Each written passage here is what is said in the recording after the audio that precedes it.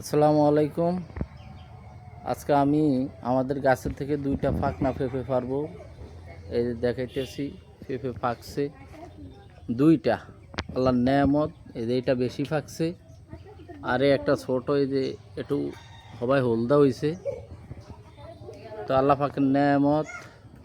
এরকম আপনারাও চাইলে বাড়িতে পেঁপে গাছ লাগায় এরকম পেঁপে ফাঁকা খাইতে পারেন।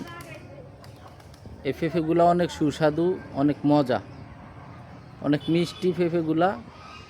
আগেরবার একটা ফাঁক ছিল, খাইছিলাম, অনেক মিষ্টি।